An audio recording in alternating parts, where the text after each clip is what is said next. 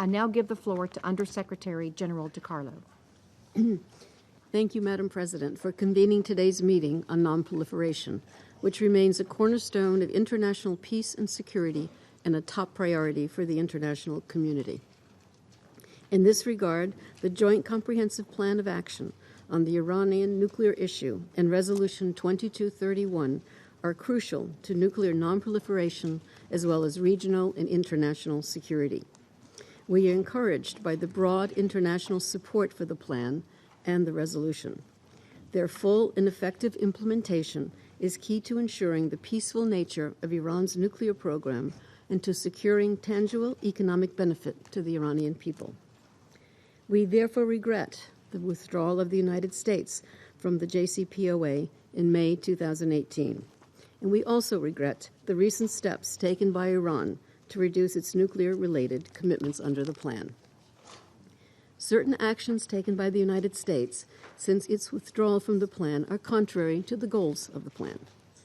The re-imposition of its national sanctions lifted under the plan, as well as its decision not to extend waivers for the trade in oil with Iran and certain non-proliferation projects, may also impede the ability of Iran and other member states to implement the plan and Resolution 2231. Since July, under IAEA monitoring, Iran has surpassed JCPOA's stipulated limits on its uranium enrichment level, as well as limits on its stockpiles of heavy water and low-enriched uranium. It has taken steps related to centrifuge research and development and commenced injecting Iranian hexafluoride gas into the centrifuges at the Fordow facility. Iran has stated that all these steps are reversible and that it intends to remain in the plan. It is important that Iran returns to full implementation of the plan and refrain from further steps to reduce its commitments. We welcome the initiatives of the other participants of the JCPOA, which should be given full effect as a matter of priority.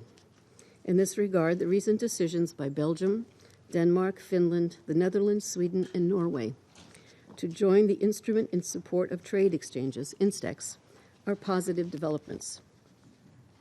These actions can contribute to the goals of facilitating legitimate business with Iran and the preservation of the plan. The Secretary General encourages member states and others to work with JCPOA participants to achieve these important goals. At the same time, Iran should carefully consider and address the concerns expressed by member states about its activities in relation to the restrictive measures contained in Annex B to the resolution. Excellencies, over the course of this year, tensions in the region have worryingly escalated. We witnessed attacks against oil tankers, strikes against a civilian airport, and a highly sophisticated and synchronized attack against oil facilities in Saudi Arabia. Combined with acrimonious rhetoric, these developments have dangerously brought the region closer to a serious confrontation. Such an eventuality would be devastating and must be prevented at all costs. The Secretary General continues to call on member states to exercise maximum restraint and prevent further escalation amid heightened tensions. Madam President, I will now turn to the measures contained in Annex B to the resolution, as outlined in the Secretary General's 8th report on the implementation of Resolution 2231 and subsequent information obtained during the reporting period. First, on the implementation of the nuclear-related provisions, we have not received new reports on the supply, sale, or transfer to Iran of nuclear and nuclear-related dual-use items, contrary to paragraph 2 of Annex B. It is vital that the procurement channel works effectively and efficiently to promote increased international engagement with Iran. All member states and the private sector are encouraged to fully utilize and support this channel.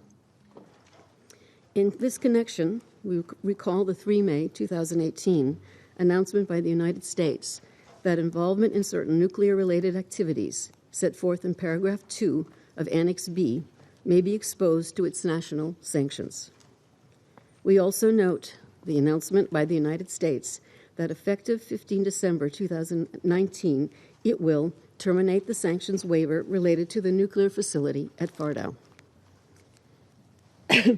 Exemption provisions in Resolution 2231 allow for the transfer of such items, materials, equipment, goods, and technology required for the nuclear activities of Iran under the plan, subject to the relevant notification requirements.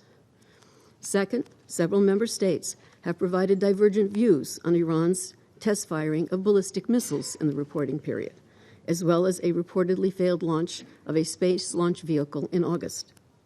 Paragraph 3 of Annex B calls upon Iran not to undertake any activity related to ballistic missiles designed to be capable of delivering nuclear weapons, including launches using such ballistic missile technology. France, Germany, Israel, the United Kingdom, and the United States viewed the missiles reportedly launched by Iran to be Category 1 systems under the Missile Technology Control Regime, and are therefore designed to be capable of delivering nuclear weapons. By contrast, Iran and the Russian Federation stressed the lack of any reference to the MTCR regime in paragraph 3 of Annex B.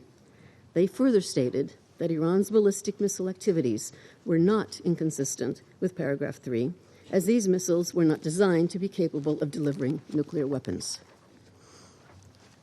Related to ballistic missiles activities, the Secretariat also received information from the United States that several shipments of HTPB, a substance that can be used in solid missile fuel, were transferred to Iran in July and August 2017.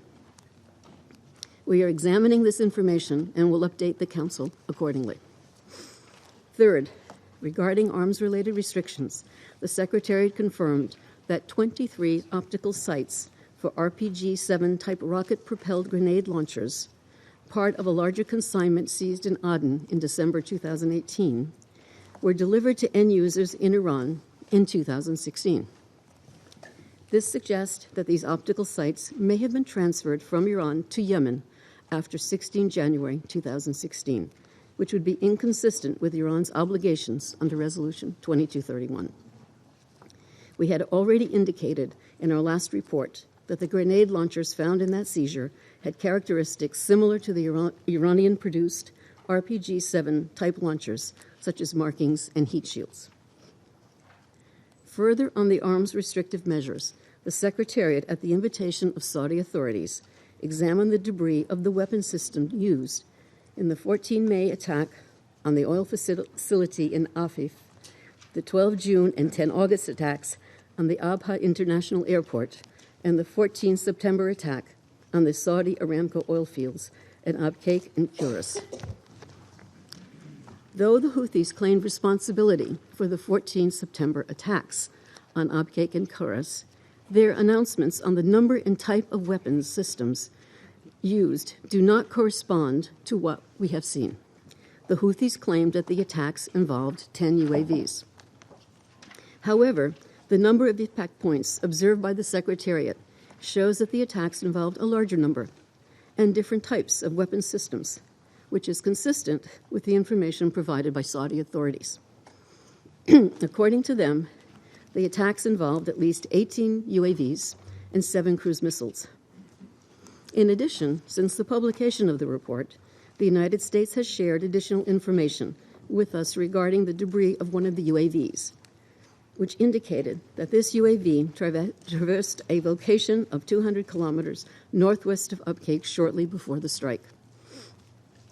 At this time, we are unable to independently corroborate that the cruise missiles or the recovered components we inspected are of Iranian origin.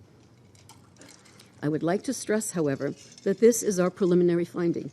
We are still very much in the process of reviewing components and subcomponents recovered, as well as collecting and analyzing additional information on these cruise missiles. For example, we have recently received confirmation that some of the cruise missile components were, in fact, not made by the identified manufacturers, but could have been copies. The Secretary General intends to report back to the Security Council on our further findings. Regarding the UAVs, the Houthis in Yemen are not known to be in possession of the specific Delta Wing type UAV used in these attacks. The UAVs were found to be equipped with a type of vertical gyroscope that had been observed on an Iranian UAV reportedly recovered in Afghanistan in 2016. Parts of the UAVs were also produced and transferred between member states after 16 January 2016 and as recently as 2018. Based on our preliminary assessment, the Secretary General is also unable to independently corroborate that the UAVs or the recovered components we examined are of Iranian origin. As with the cruise missiles, the Secretariat is still actively reviewing components and subcomponents recovered, as well as collecting and analyzing additional information on these UAVs. The Secretary General intends to report back on our further findings. In addition, I would like to bring to your attention arms-related information that has become available since the publication of the Secretary General's report. At the invitation of the United States, the Secretariat traveled to examine arms and related material alleged to be of Iranian origin, which the U.S. seized in international waters off the coast of Yemen on 25 November 2019. The seized items included anti-tank guided missiles, surface-to-air missiles, as well as parts of cruise missiles and anti-ship missiles. The anti-tank guided missiles that we saw had production dates as recent as 2018. Their container-launch units also had characteristics consistent with the Iranian-produced De Lavier anti-tank guided missile. We had made a similar observation of other ATGM container-launch units seized in Yemen in our 6th report to the Council. The Secretariat is still reviewing the information and will report back to the Council with additional details. Finally, we were informed of additional travel allegedly undertaken by the commander of the Al-Quds Force of the Iranian Revolutionary Guard, Major General Qasem Soleimani, to Iraq in October 2019. We also were informed of alleged cooperation between a member state's academic institution with an entity on the 2231 list, as well as several ongoing cooperation agreements in the construction sector between foreign entities and other entities on the list. The Secretariat has requested clarification from member states and will report back to the Council. Madam President, the Secretary General considers the full implementation of 2231 by all member states as an integral component of our collective prevention efforts. This has assumed greater importance in the context of current tensions in the Gulf. The Secretary General therefore calls on member states to avoid confrontational actions and explore avenues for dialogue and cooperation in the interest of international peace and security.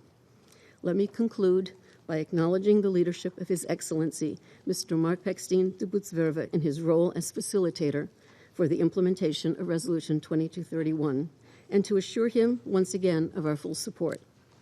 I'd also like to thank the coordinator of the Procurement Working Group of the Joint Commission for our continued cooperation. Thank you, Madam President. I thank Undersecretary General DiCarlo for her briefing.